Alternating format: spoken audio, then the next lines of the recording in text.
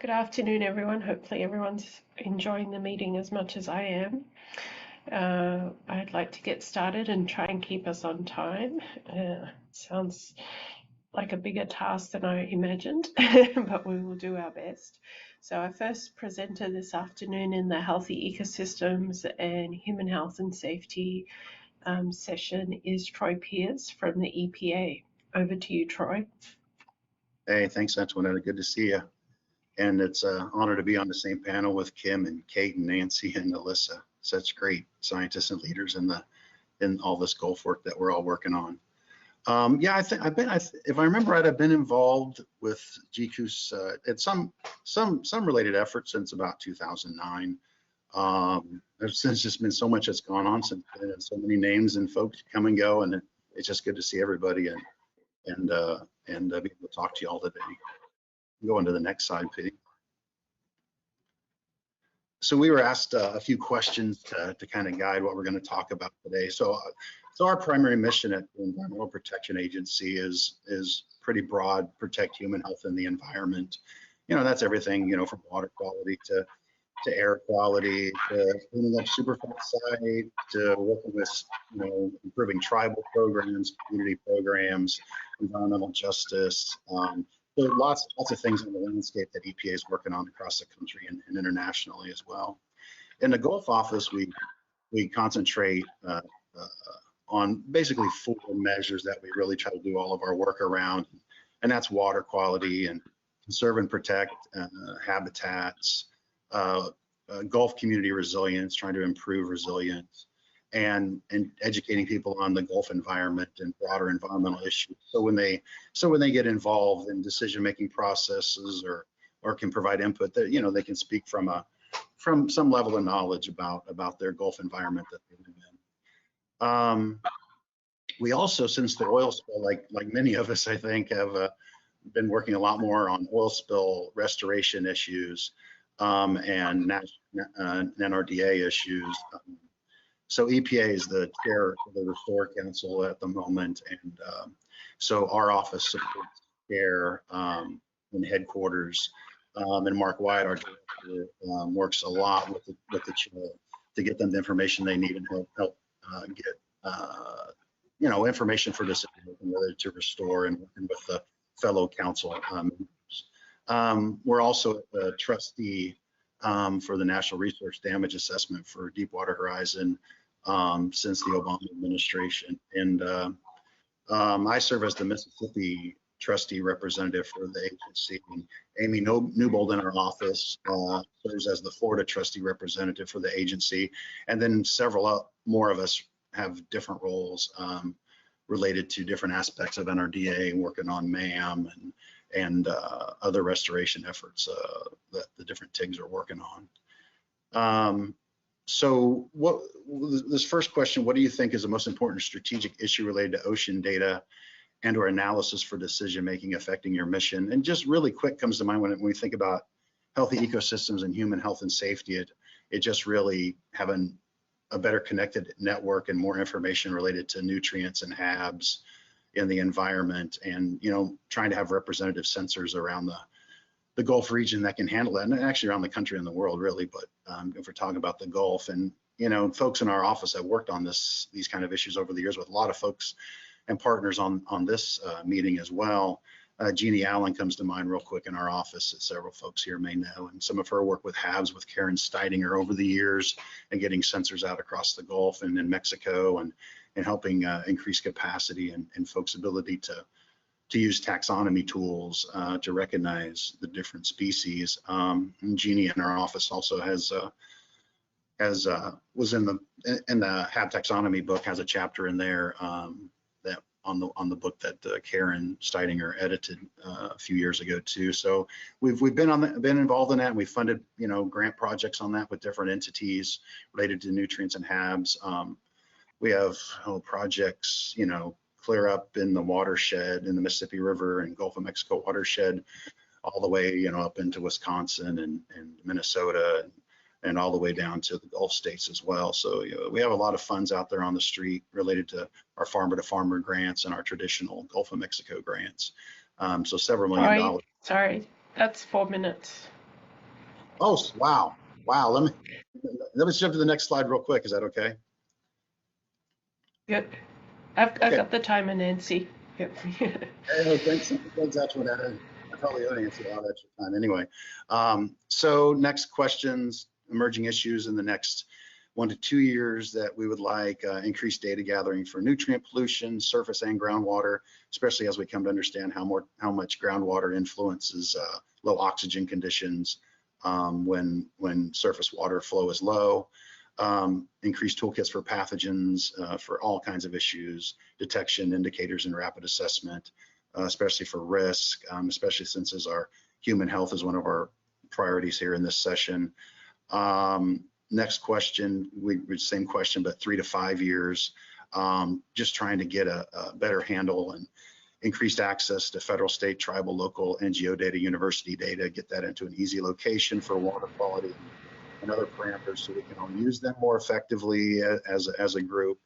And also looking at habitat trends over time that have direct effects on water quality and attenuating storm effects and safety of coastal populations, species. And the big thing for GCOOS for me is let's just keep on increasing our data access on our connectivity and working together so we can use all the data together. Thanks, and sorry to go a little bit over, Antonietta. No worries, it's all good information. Thank you very kindly.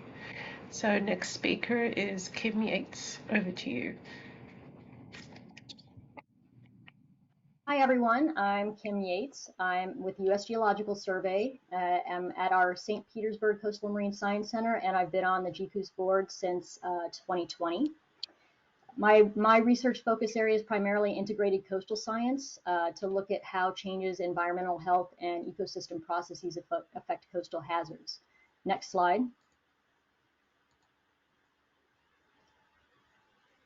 So the primary mission of USGS in general, the big overview, is that USGS, we monitor, analyze, and predict Earth system interactions, deliver information relevant to decision makers, and provide science information on natural hazards, natural resources, ecosystems and environmental health, and effects of climate and land use change. So that's a mouthful. We conduct that research over 5 mission areas. That includes core science systems and energy and minerals, and then three additional mission areas that are most relevant to the GCOOS priorities, which include our ecosystem mission area, which focuses on management and conservation of biological resources, our natural hazards mission area, which focuses on monitoring, assessing, and researching natural hazards to enhance preparedness, response, and resilience, and our water resources mission area, which is focused on monitoring, assessing, researching, and delivering information on water resources, and that includes stream flow, groundwater, and water quality. And then within each of these mission areas, we have a number of separate programs and centers. So a major recent focus for our work in USGS is to integrate results and data across these mission areas to better support applied research related to healthy ecosystems and human health and safety, and actually in addition to coastal hazards. And so for the first question, what do we think is the most important strategic issue related to ocean data and/or analysis for decision-making in our mission? That's something that I've heard spoken about a lot by many other presenters in the other sessions, and that's basically using quantifying data quality using standard qualifiers, metadata identifiers, and vocabulary for improved data sharing. Integrating that data, that makes it, it's very difficult often because, especially within the federal agencies, we often don't use the same or have the same requirements for metadata, templates, vocabulary, and the way we quantify the data quality. A second issue in that area, that was sort of a logistical issue, and one of our biggest scientific issues is basically getting the spatial and temporal resolution of data appropriate for management decisions, and integrating biological, chemical, and physical data for linking biological response to environmental variability. Often when we develop monitoring programs, it's very discipline focused and discipline specific, and we don't think about needing to integrate that in the beginning so that when we come to modeling that data down the line, it's all done concurrently and in the right time and space to be able to integrate it for modeling purposes and decision making. The next question, next slide. So our top two current or emerging information needs, first and foremost, is probably better assessment of ecosystems, species, socioeconomic risk and vulnerability to emerging environmental threats, and that includes climate change, water quality, acidification, harmful algal blooms, and others. So basically doing a better job of linking environmental and socioeconomic data. And secondly, concurrent measurements and data for physical, chemical, and biological variables, again, at that spatial and temporal resolution that we need for assessing ecosystem and socioeconomic impact. And that includes coastal seafloor habitats for us. And then if we do that well in the first 1 to 2 years, 3 to 5 years out, we hope to be able to use the results and data from that to develop and or improve integrated, and when I mean integrated, I mean biogeochemical, ecological, and physical models for assessing and projecting consequences of environmental change for ecosystems and coastal hazards. So if I could pick one thing, my time's up, I'm on my last item, is that correct? Okay, great. Yes. All right. Yeah, so if I could pick one thing that GCOOS could do to help, basically that's to encourage more and better integration of chemical and biological measurements at some of the existing sensor locations through partnerships and collaboration. And this was also just mentioned by, I think, Yonggang in his presentation in the previous section. Thank you. Thank you, and thanks for wrapping that up so well. Great job. Okay, over to Kate Hubbard. You're next from Florida Fish and Wildlife. Thanks so much. So I am at Florida Fish and Wildlife. The primary mission of our organization is through effective research and technical knowledge to provide timely information and guidance to protect, conserve, and manage Florida's fish and wildlife resources. We implement a number of different strategies that focus on habitat, wildlife, environmental catastrophes, biological, social, and economic assessments, and many of these are to inform management. I wear a red tide hat in this, or a harmful algal bloom hat, and so as part of our mission, we also identify and monitor red tides and other harmful algal blooms, and we create, fund, and digest a lot of the types of observations that are already being hosted through IUS and GCOOS. In terms of the question, what do we think is the most important strategic issue? We work with a really large partner network to merge interdisciplinary observations. These can be things like temperature, salinity, nutrients. It could be wildlife impacts, toxins, carbonate chemistry.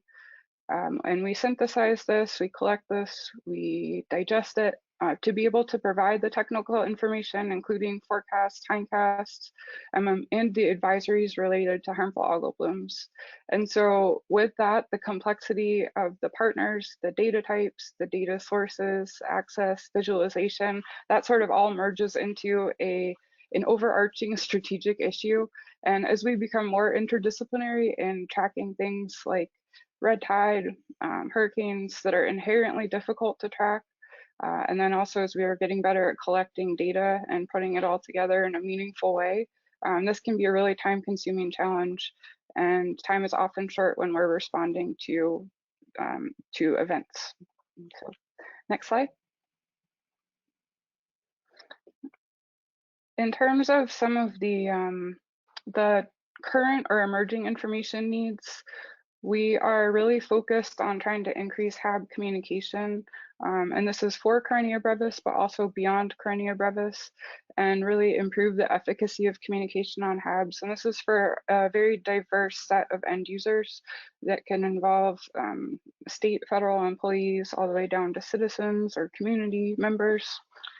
We have a lot of different HABs in Florida, and they present varied challenges to public health, ecosystems and habitats and economies. And as research in these different areas continues to evolve, we have to make sure that the messaging and the tools that we use to share this information evolves as well. And the other thing, and this kind of touches on my prior point, just trying to think about how we build these effective data repositories. We recently had a HAB observation network focused on Florida, a workshop for Florida's HAB observation network. And one of the things that really emerged there was this need for a a data repository where the different types of data that we need to be able to understand an event and then predict hindcast. Trying to track all of that data down is often really difficult. And so GCOOS is an excellent source of consolidated information. There's still a lot of information out there. And as Kim said, trying to figure out the best framework for that data. So that's something that we're trying to bite off now. And I think that that continues into the next 3 to 5 years and beyond. But as we move into the second part of this, the emerging information needs, looking a bit further out into the future. One of the things that it has already been touched upon, and even in the prior session, the 3D biophysical models. This really is important for being able to connect. Yes. Sorry, time. Just to give you a heads up, time. Okay. Can I just wrap up by just high points? Yes, absolutely. Yes, absolutely. Awesome. Thank you. Okay, so those biophysical models are really important, but also as we continue to collect all of this data, trying to think about where we're going to store it, how we're going to archive it, thinking about bringing in new technology to the IUCE framework, how that's going to work. And so, if GCOOS could do one thing to continue to help our mission, it would be funding, building routine observations using a number of different platforms. Thank you. Thank you. Thanks for wrapping it up so well. Okay, on to our next speaker, Nancy Rabelais from LSU. Nancy, you're muted.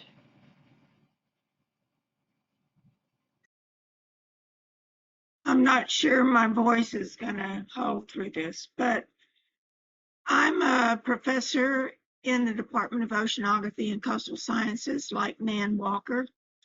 I'm also the Shell Endowed Chair. Thank you, Shell. And I'm on the Gulf of Mexico Research Program Oversight Committee for advisory to their programs. So my role has changed since I rolled off the GCOOS board after 15 years in 2005. But I retain a lot of my GCOOS viewpoints. So next slide.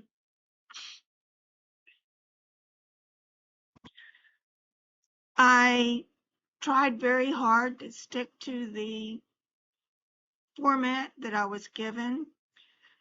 And it's very difficult for me to state the primary mission for oceanography and coastal studies because it's so broad.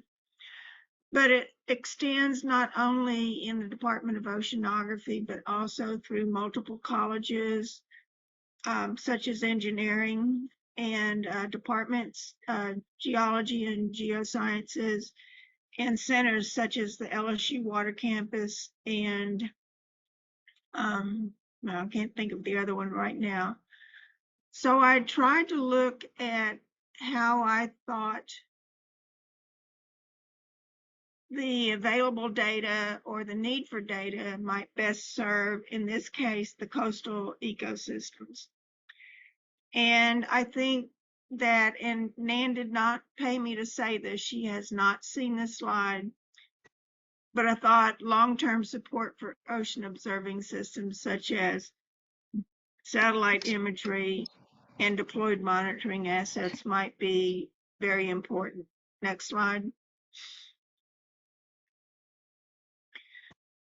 I was asked to think of 2 current or emerging information needs because everything is important, but I tried to think strategically into the future.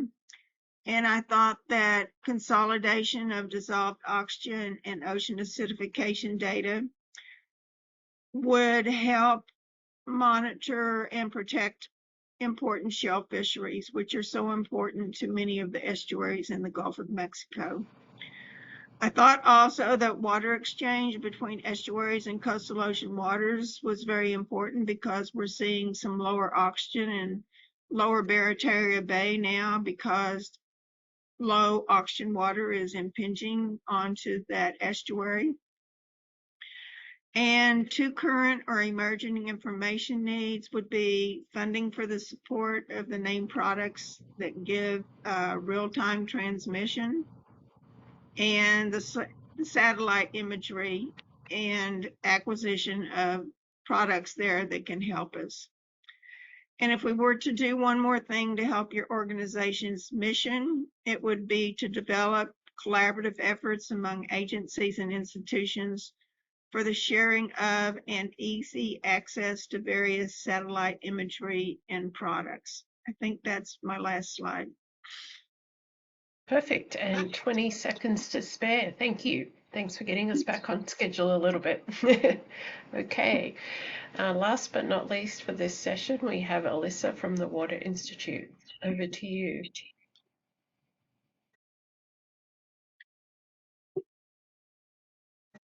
Was Alyssa able to join the call? I haven't seen her on the list. Oops. Does she have someone from the Water Institute presenting on her behalf, perhaps?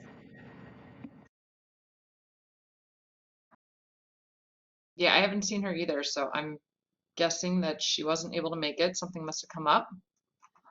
That's unusual for her. Maybe we can look at the slides and just give everyone a chance to just read through the slides.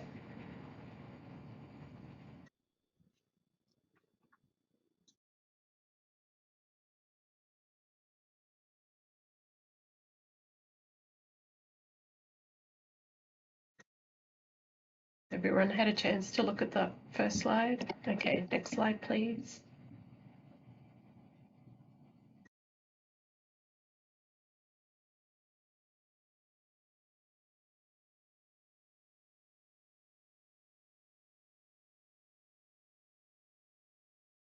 So it looks like her, if GCOOS could do one thing, continue to manage and provide access to robust data. So it seems to be a common thread that we've heard in a lot of these presentations today. Absolutely. So we've got a little bit of time. I'd like to open it to questions, question and answer for those folks who were here and able to present today. Do we have any questions?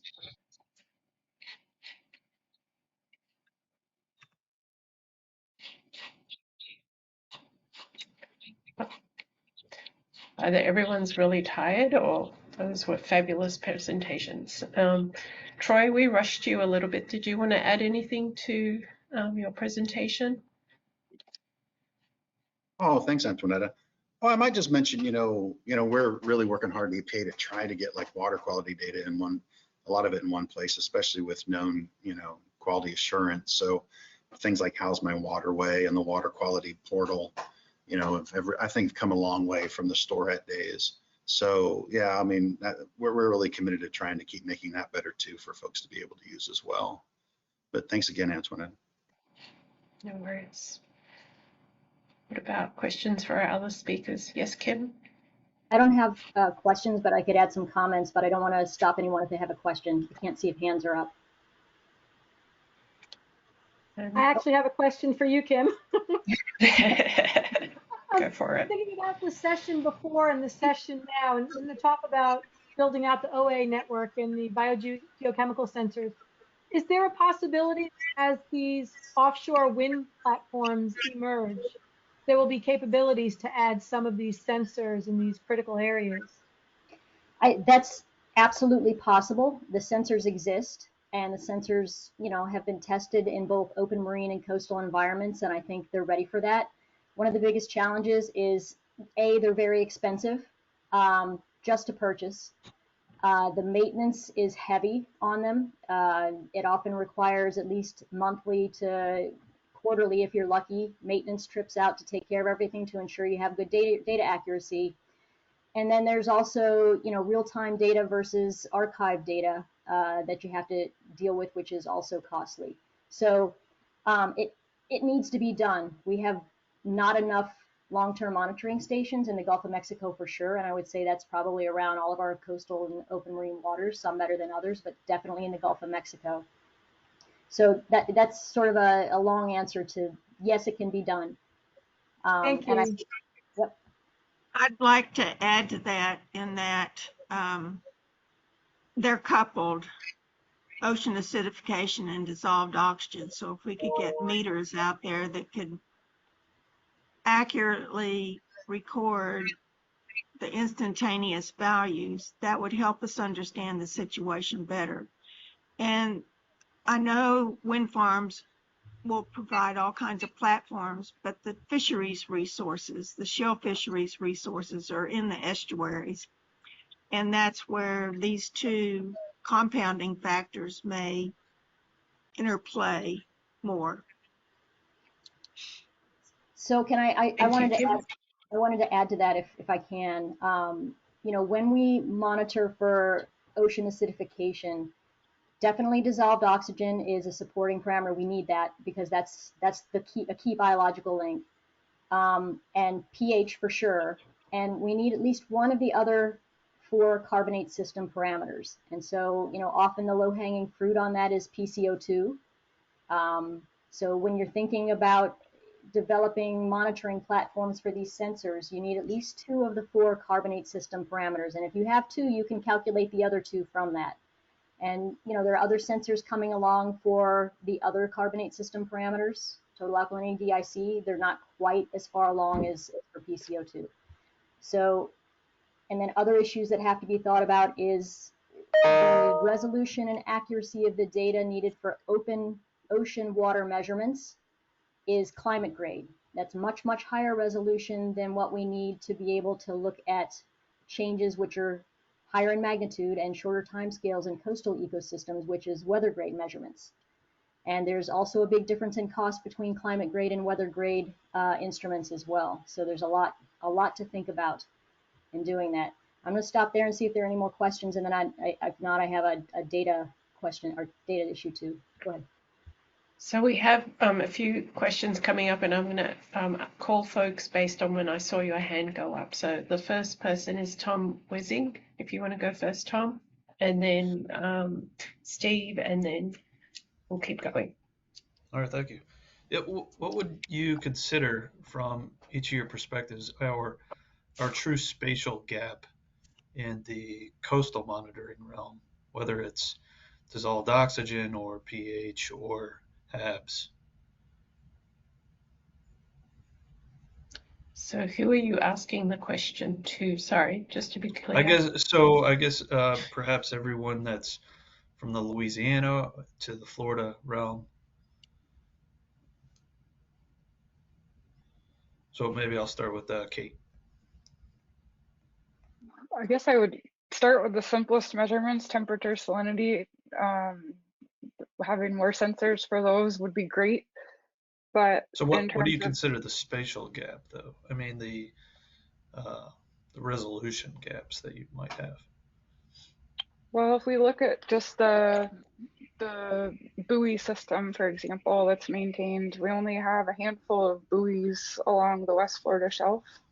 We try to supplement that with glider missions. And I think that we're doing a better job of getting routine glider missions and moving into different areas, but there are still space and time gaps that, you know, that come up. And so that's where having low cost sensors that can be broadly deployed, I think, is really attractive. In addition to some of these kinds of sentinel sites where there's a lot of different sensors that are packaged. But yeah, in terms of, you know, we have a lot going on from the rivers all the way out to the open ocean. And so having a better resolution all along that gradient is, I think, really important. And then we also have huge latitudinal shifts just along the coast of Florida. And we don't have a lot of assets kind of north of maybe Pasco County, Pinellas County, so kind of halfway down the Florida coast.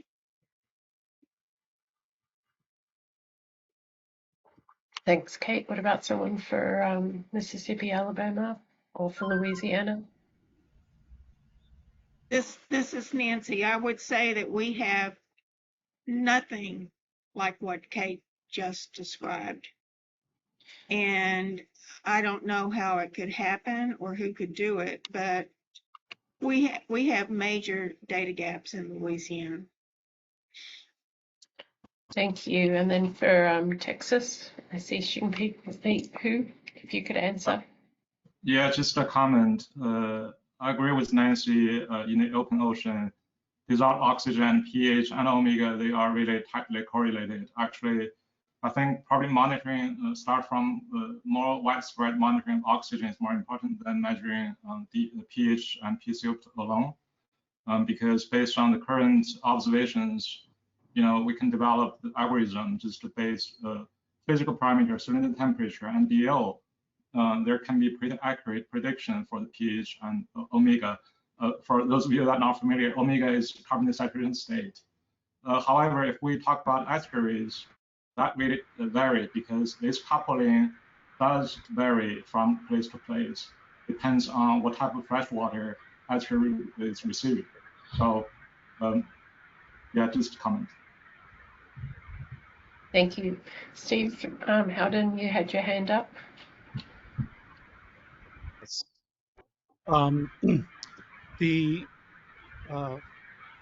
I guess one response to some of the issue Nancy brought up is, unlike the West Florida Shelf, the Northern Gulf is a really difficult area to operate gliders on the shelf, just because of the density gradients, and then you've got all this oil and gas infrastructure, so it's a really challenging place to have a robust monitoring system like that. Two things. One is, it would be really useful to have some kind of seafloor measurements near the USN buoy, because we're measuring PCO2 and pH and temperature and salinity at the surface, but of course there's hypoxia and associated chemical changes happening at the seafloor, seeing interesting signals during hurricanes, but we don't have the ground truth of what's happening at the seafloor to really nail down what's going on. And for water quality on the east of the Mississippi Delta, there's more evidence that sediment groundwater discharge is an important player. And how do we address that with monitoring? And is it important? How is it important in other regions? Yep, good points. Next is Dr. Lee. Hi, I have a question for Deborah. I'm just wondering what kind of water level sensors that they were using. If you still here, she talked about $500 to $1,000 sensors. I'm wondering what kind of pressure sensors are they?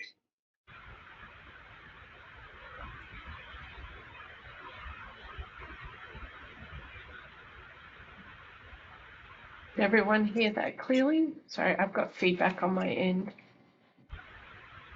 Yeah, I don't know if Deborah's still on, but one of the things they're doing is utilizing a data service where you pay a fee and you get a sensor to install and collect data, and they do the quality control and everything. You just install it. It's got a radar and a modem. And Does that help? Does that answer your question, Dr. Lee? I will email her. Yes.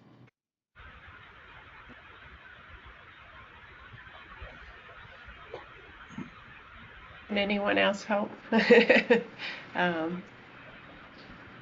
Kim, I defer to you. Just to address Stephen's question about the seafloor monitoring, that's beginning to happen more and more. Some of us have developed seafloor mounted systems. It's primarily been limited to estuaries and coral reefs at this point. Before Bob Weisberg retired, we had talked with him about the possibility of co-locating both surface and seafloor mounted systems at some of his monitoring stations on the West Florida Shelf. So we know it's a gap. It can be filled. Again, it comes back to it's time intensive, labor intensive, and financially expensive, right? And so if you have one system and you're trying to compare data across other networks, then you typically try to do it at the same surface water to mid-water column areas that everyone else is doing. But yes, it's a gap we need to fill it. It can be filled. The technology and equipment exists. Thank you. Tony Knapp? I was going to answer your question on Texas. As everyone knows, we have the Texas Automated Buoy System, but the sensors on it are specific to oil spill direction and speed. So we could use many other sensors on those 8 buoys. One of the things that's lacking, though, are buoys V and N that used to be at the Flower Garden banks. And because the JIP collapsed that was funding it, we don't have those buoys out there. I've written many proposals to try to get those back, but so far it falls on deaf ears. And I'd just like to make a case that with the leases from Texas General Land Office going to some energy companies such as Thales for deep water, or actually shallow water, carbon capture and storage, if the carbon gets out, we have no eyes in the water to determine what would happen to our beautiful coral reefs of the Flower Garden banks. Regarding gliders, we have more gliders than we have funds to use. So as far as an inventory, we've got 4, and we probably do 2 missions a year. So we're underserved as far as that goes. And of course, we have this great radar network, and the gliders and radars are partially funded. In fact, the radar is fully funded by GCOOS and the gliders by GCOOS too. So we greatly appreciate that support. Thank you.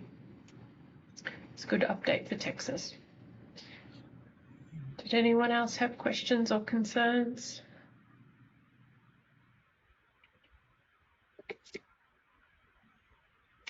I guess I have one question for some of the folks online. We heard Kate talking about Cape Brevis today.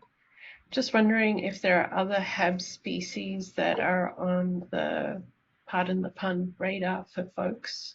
And if, with these different storm events, if we're seeing other species pop up as important in terms of causing HABs along the northern Gulf of Mexico. So as an example, we see Dinophysis as a bad boy in Port Aransas. Are folks seeing other species popping up, creating mischief? Yes, Kate? I'd say that on the Louisiana coast, Pseudonychia in its various cohorts is very important, and it generates domoic acid, which has been found in stranded dolphins and other marine mammals. The other one that has hit us before is Heterosigma akashiwa, and it's also toxic. And we just don't have the red tide, but we have lots of other HABs. Thank you. Thanks, Nancy. What about you, Kate? Sorry, and then I'll jump to you, Kate. I was just going to add something to what Nancy said, because the other algae that sometimes comes out of Lake Pontchartrain is the cyanobacteria, and it will flood the Mississippi coast coming out of Lake Pontchartrain, especially after the Bonnie Carey spillway has opened. So it's usually fresh water. Absolutely, and in brackish waters in those states as well. Thank you. I'm going to do Kate and then jump to you, Barb. With the northern Gulf in mind, we have had shellfish harvest area closures due to Pseudonychia blooms. So I would say that is a problem, and there's a lot of different species, but only some of them are toxic. And species are notoriously difficult to identify. So then we end up screening a lot of samples for domoic acid just to try to make sure things are okay. We almost always have Pseudonychia in our water samples all over the state. The other one that is maybe a little bit more of a new thing that we are seeing, we're seeing estuarine benthic cyanoHABs. So these are not freshwater cyanos, they're estuarine, in nature, and there's a huge amount of diversity. So there's a lot of taxonomic discovery. There's also a lot of toxin discovery that's going on with those and trying to understand how they're utilizing nutrients, that sort of thing. But that's something that we're seeing a lot more of, and they can cause a lot of problems when they raft up to the surface and then start to decay. They can look unpleasant, they can smell bad, and they can consume DO. Thank you. Barb? Yeah, and I was just going to add, along with Kate's comment about the Northern Gulf, is probably just without sustained observations and monitoring, there are probably HAB species out there that we don't catch. So there are lots of places in the Gulf that it's a reactionary thing, whether it be discolored water or fish kill, to the point where it becomes, if you will, a crisis. And so we need more routine sustained observations to really answer that question. Thank you. And then Kirsten, did you have something else? Yeah, I was actually curious to hear from Kate a little bit more about the recommendations that came out of your Florida workshop that you mentioned. You mentioned data repositories and some other things. And I was curious if you could pass those recommendations on after the meeting is fine too. She gave us the thumbs up. Okay. Steve Howden, your hand still, is it still up or is it up again? Sorry, it was still up. Okay, no worries. Did we have any other questions or concerns or items to share? Okay, well, thanks everyone. That was a really interesting discussion. And dare I say, this gives us a whole 5 minutes for a bathroom break. Woohoo! So if that's okay with the boss, then I declare a 5-minute restroom break. Thanks, everyone. Sounds great. Thank you, Antonietta. And thanks to all the panelists and all of the participation. So yes, the next item up is at 4:20 on the agenda, or 3:20 if you're in Central Time. Thanks all. All right, so it's time to get started. I did want to, before Jorge does the director's report, I just wanted to give Alyssa Dousman a chance to talk. She was able to join the meeting. And so Alyssa. Hi everyone. Listen, I had indicated that I was unable to make the meeting today, and so I don't know how my name ended up on the agenda with the panel. I got a notification from my comms person that it was on Twitter, and so I just wanted to apologize. When I had agreed to be on the panel, it was before the hurricane and the in-person meeting. And so I just wanted to get on because I had no idea, and then somebody else had texted me. So like I said, I had indicated I was unable to make this meeting. I just jumped off another meeting to get on to this meeting, and I have to go back to my other meeting. So anyway, I just wanted to let folks know who were on that that I'm sorry wasn't able to be on in the panel, and then to please ask Jorge and the GCOOS staff for you all to work with me and confirm with me before putting me on the agenda. I would really appreciate it. So thank you, Kirsten, for letting me speak up. Thanks, Alyssa. Yes, I think there was just a little bit of jumping around with the meeting moving from in-person to virtual, so we will definitely work on that. Too, and with the hurricane and all of that, and when this got rescheduled, it conflicted with other meetings that I had already had scheduled and couldn't get out of. So I appreciate it. Thanks. Thanks. All right. Bye. All right, time to get back on the schedule. Next up is the director's update from Jorge. Jorge, I assume you have slides, and take it away. Thank you. Yes, let me share my screen.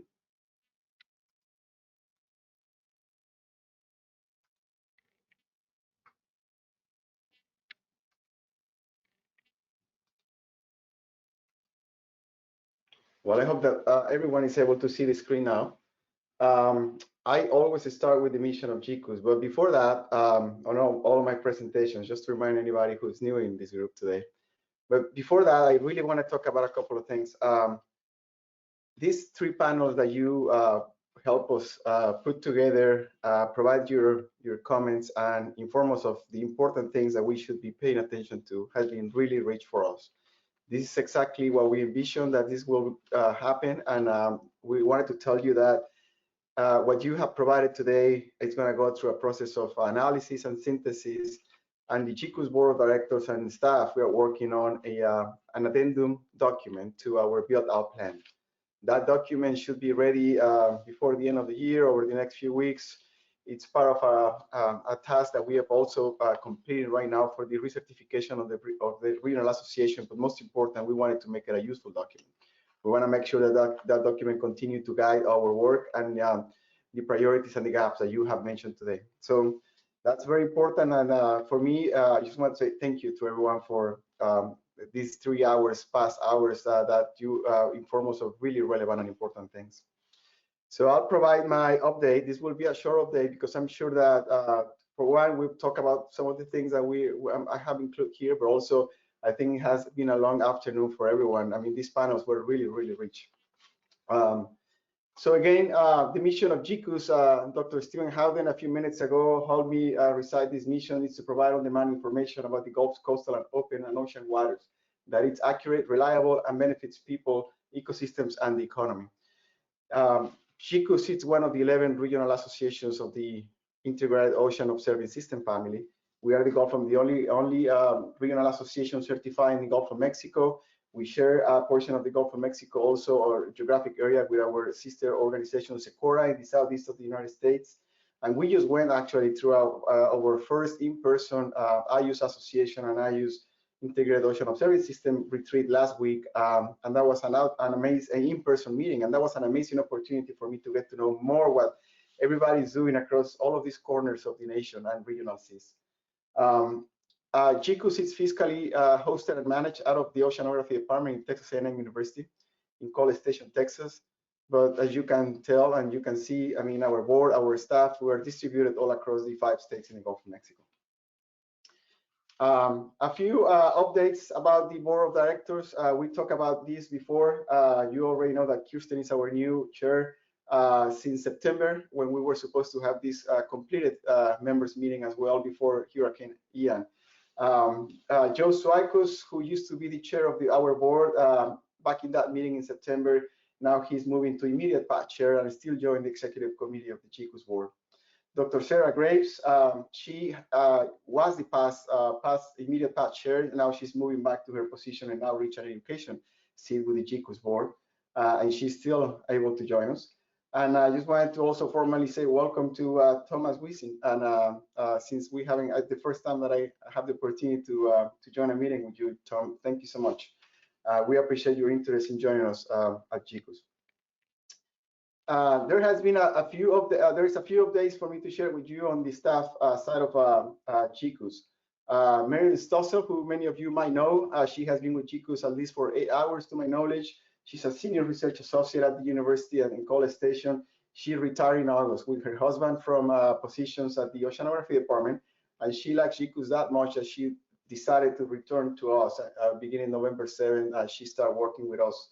So for those of you who were worried about Marion, she's not going very far. She's back with us. She's back at the team. Also, Dr. Ukena Nwanko, it's an oceanographer recently hired at GERG, again at Texas A&M University, who has a joint appointment with GERG and GCOOS, and he's the new GCOOS oceanographer, replacing Dr. Kerry Wilding, who left GCOOS at about summertime. Dr. Ukena will continue helping us in many things, primarily high-frequency radars and glider missions, planning, collaboration, coordination among the entire Gulf of Mexico and beyond with the other regional associations that we work. More recently, Tuomo Sari is an engineer also working at Texas A&M University, who we recently were able to hire him, and he's starting today. So help me welcome Tuomo to the GCOOS team. He's going to be, he's the new addition to the DMAC team. He's going to be a scientific computing specialist, helping with the many cyber infrastructure needs that we have right now with Felimon and Bob Courier as well. And picking up from there. Another potential opportunity for anyone in the future, it's we're in the search of a geospatial product developer. GIS product developer as well. And that information is out right now, and we have a link posted on our website for that position. One of the things that I also like to share is that at GCOOS, we use the assets to provide that connection with the environment, of course, that we care, that we're interested on, that we're interested in condition changes, trends, measuring for the things that we care for, natural resources, for climate, and for making possible many different activities and operations in the Gulf of Mexico. So I like to think that we connect the assets and the environment together by developing these networks, sub-networks of measurements using a multitude of technology, from the high-frequency radars to the nutrient sensors to the underwater gliders, and nowadays even more type of autonomous vehicles, buoys also, but also many other equipments that they were developed for the purpose of studying crabs and studying plankton, such as the imaging flow cytobots, the FIS as well at Mount Marine Laboratory with our partners. And we do have a number of partners who manage comprehensive networks, regional networks in certain parts of the Gulf of Mexico, such as FRECON, at Sanibel Captiva Conservation Foundation, and who I mentioned before that was severely damaged, and we're going to help them hopefully to rebuild that capacity in the future. We're hoping high for that. But also Dauphin Island Sea Lab manages the ARCOS system, and also Louisiana State University, Dr. Joan Lee, he also manages the WaveSeed system. So we do have a collection, more than a collection of sub-networks that collect data. And with that, we're able to also join projects in a more comprehensive capacity, not just providing the data, but joining some of the projects that allow us to be part of the conversations and discussions about, for example, ocean technology transition projects for ocean acidification. We're also working on a project more recently for a modeling test bed, also with IUS and Louisiana State University folks in connecting the river, the estuary, and the ocean as a continuum in a single model. We continue to working on cetacean project also with NOAA. Jen Brinland, who all you know, who is also our board liaison, she's also the GCAN coordinator at GCOOS, and she gets to work with Dr. Kim Jace, who is the chair of this sub-network of GCOOS, but also the opportunity that we just had recently to go to Mexico and meet with our Cuban and Mexican colleagues in the OAA summit conducted in October. There's many other different projects that GCOOS is involved, and that we put the data to work and try to be able to solve problems together. You've heard from Felimon's presentation, the first panel already, some of the highlights of the DMAC capacity of GCOOS. Basically, Felimon is in charge of working with all of those sensors that they are moored, coastal stations, buoys, and many other different other type of sensors considered coastal, in which we provide that data in 4 different EarthUp servers. Felimon provides me with this slide updated for each of these meetings, in which we are able to show, for example, how many data providers, stations monitoring, and really a high number of sensors integrated into our network of 1,600 individual sensors plugged into the DMAC workflow of GCOOS. In the last 6 months, Felimon told me that there is at least 9 new providers and new sensors that they've been joining our network.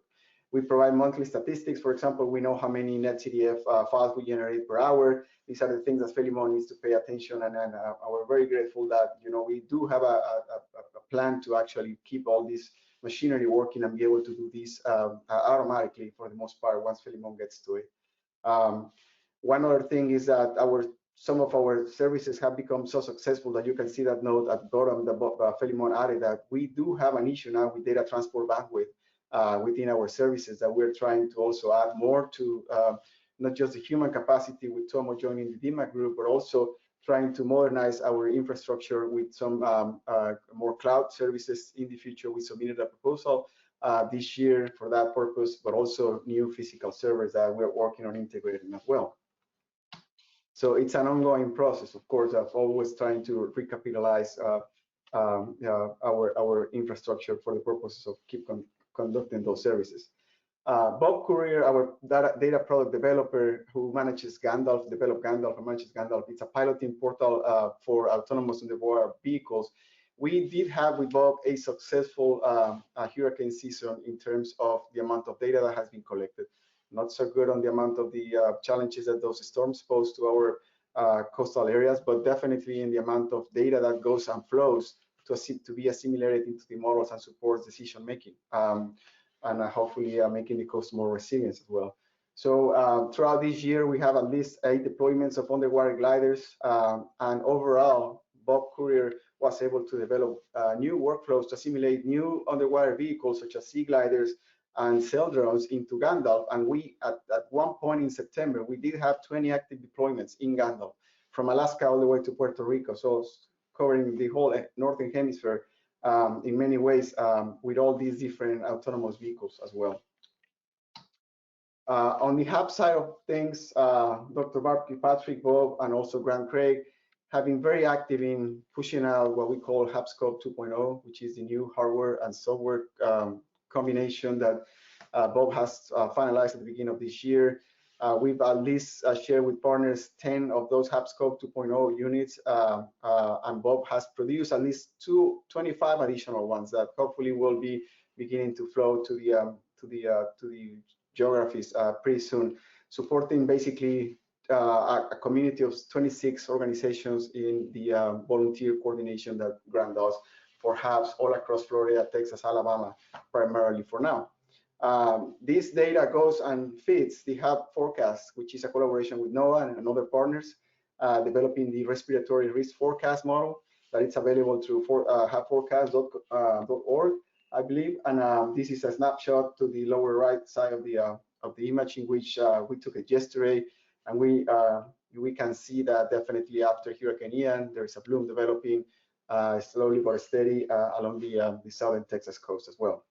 And Dr. Barb Kirkpatrick, she continues to represent GCOOS and the National HAB Observing Network at the national level at NOAA, and that's the way that we get to get a connection with this new and successful national program.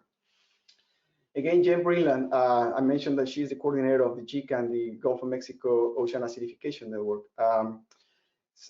We've had, again, a very successful season since the summer, with several milestones completed by Jen, by Dr. Kim Yates, and their network of collaborators across the 5 states and the Ocean Acidification Program as well.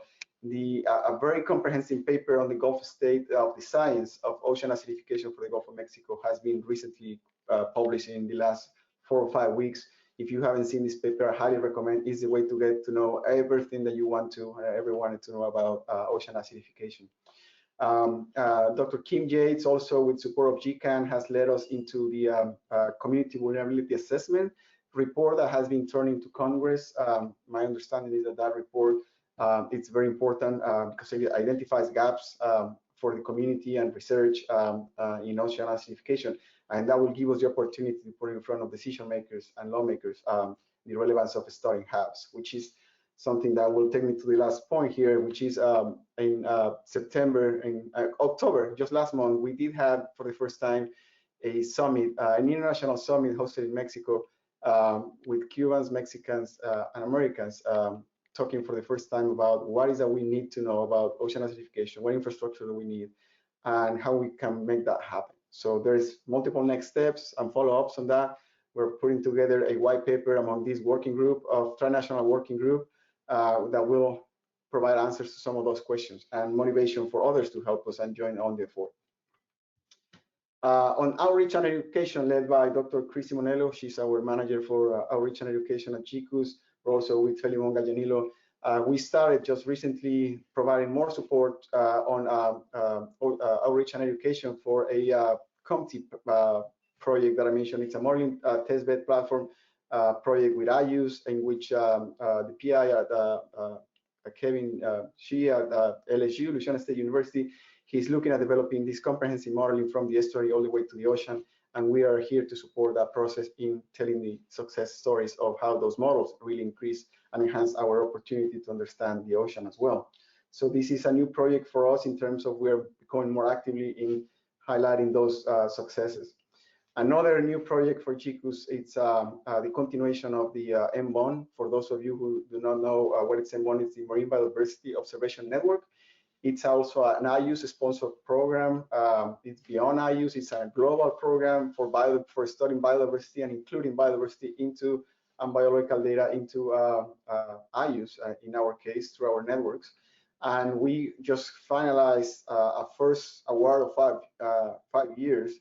And just this summer, we started this new project for another 5 years that continues the South Florida M1 project with an even larger network of collaborators and co-PIs, but also expanding the role of GCOOS, not just to outreach and education, but also to continue streamlining the data, the biological data that Miriam Stossel has been processing for the past several years. So all of that will also be part of a project that will eventually develop an app, a tool to look into biological data for the national marine sanctuaries in the Gulf of Mexico. And this is my last slide about 2 other new projects for GCOOS in which many of you have been involved. This is for disaster relief supplements for the 2021 season. So this is for Hurricane Ida primarily from last year. IU's approaches at the beginning of this year, we were able to submit 2 different proposals, one for repair and replace coastal stations and mooring stations primarily. That proposal will support repairing stations that have been damaged by the storm. And we do have 6 different institutions in that project. It will allow also to modernize some of those stations to some degree, but basically its goal is to replace the function that was lost by the hurricane damages. The second project is on gliders, and that's a research project to continue studying storm intensification. And that's a project that project is actually managed out of Socorro, our sister and neighboring regional association in the Gulf and the southeast of the United States. We do have 3 co-PIs, that's Texas A&M University, University of Southern Mississippi, and University of South Florida, which are our 3 main groups for pilots right now for storm research with the gliders. And we're going to be able to add 10 more glider missions within the next 2 years. It's 3 years project, but the missions are going to be added in year 2 and 3 of the project because of the difference and the needs for to tap into the hurricane season specifically. So this is really a game changer for us, the opportunity to add more glider missions this time and try to provide a lot of additional data to NOAA and to the environmental modeling services of NOAA for the storm intensification. And I'm just going to leave you with this slide from last week. I did mention to you that we had an IU's association meeting for the first time, meeting some of my peers and colleagues and staff from all other regional associations. This particular picture is to celebrate Molly McCammon, who is the ex-director of the Alaska Ocean Observing System. She founded the Alaska Ocean Observing System in 2003, and since then had been the director up to a couple of years ago when Sheena Wisin joined and replaced her. Molly is the one to the right person, and she came all the way to Alaska to receive the CARAID Award, who is the IU's award for people who care for understanding the ocean and the environment through promoting ocean observations. So with that, I'll just finish. And thank you so much. Great, thank you, Jorge. Does anybody have any questions for Jorge at this point? It's a lot of information he presented. And we are definitely open to hear questions from anybody who's on the call today.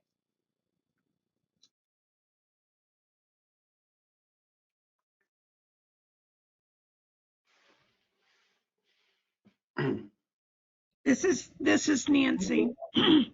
It appears to me that GCOOS is doing very well. There are many demands for ocean data, and you're doing your best to keep up with it. I just would like to see maybe some better prioritization of what's most important. Of course, everything's important, but if there's a way to prioritize. Thank you, Nancy. That's definitely a very good comment, and I took it and I made a note since you mentioned it a few minutes in the last panel. That's a very important question for us, and that's exactly why I mentioned at the beginning of my talk that we're producing a new addendum that will definitely look into and share the priorities and the way that we found those priorities. We, as you know, we always need to make a balance between, you know, the resources available and what we can do. And as GCOOS is doing fine, as you mentioned, it's also, you know, still a huge ocean basin for us to cover, one of the largest regional associations within the IU system. So we're challenged by having to put that balance, but definitely the idea with these panels and the input that we've been seeking throughout this year that will end up being in the addendum is exactly to inform of what is that we can do efficiently. So I'll make sure that everyone gets that document once it's published. It will be available through the GCOOS website. Thank you for inviting one of the older members of GCOOS to take part in a panel today. I really enjoyed all this. Thank you. Thank you for Nancy, if I could just follow up on that. It's a fair but interesting question, right? Because we've done stakeholder surveys, and so, you know, priority based on what the stakeholders say is most important. I mean, you know, if you ask 5 different stakeholders, you'll get 5 different priorities. And Jorge said it right. It's a balance of many things: capabilities, subject matter experts, budgets, you know, all those things. But I've always thought that being responsive or most responsive to the stakeholders in terms of determining those priorities was a pretty solid way to go with that. And I don't know if you have any comment on that or not, but it hasn't been done in a vacuum. It's been done with some consideration of what we think the stakeholders consider their highest priorities. That's definitely correct, Pat. Thank you for that. Yeah, since the beginning of this year, we start gathering data from stakeholders, different levels, different venues, different collaboration levels with GCOOS. And as I mentioned before, we did open in August the survey, the stakeholder survey, that it's available through the website for anyone to respond. And we actually want to leave that open until the end of the year, so we can continue gathering information that will be relevant for us. Just need to go to the website. That's a pop-up that comes after a few seconds in the website, and it will take you to the survey. The survey is very simple and very similar to the questions that were asked to the panelists today. Actually, that's kind of why Chris had this very formal process today to go through the panels, with having everybody to go through the same questions, so we can actually, you know, have the same level of information from everyone. And one of my interests is that this process continue to be an annual process. It is actually spelled out that way in the GCOOS management documents, that we will continue to seek input on an annual basis from our stakeholders. So hopefully that's something that we can just do for several months throughout every year.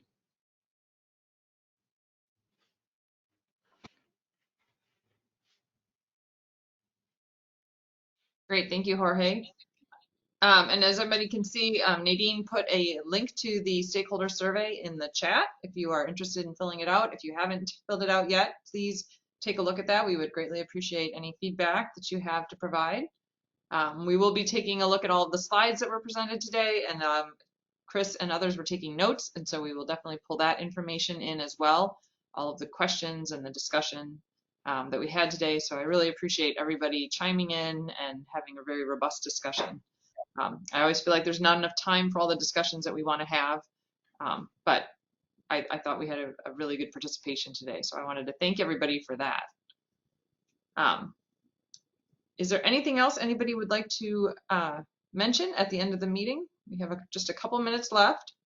I just wanted to open up and see if anybody else had any questions, concerns.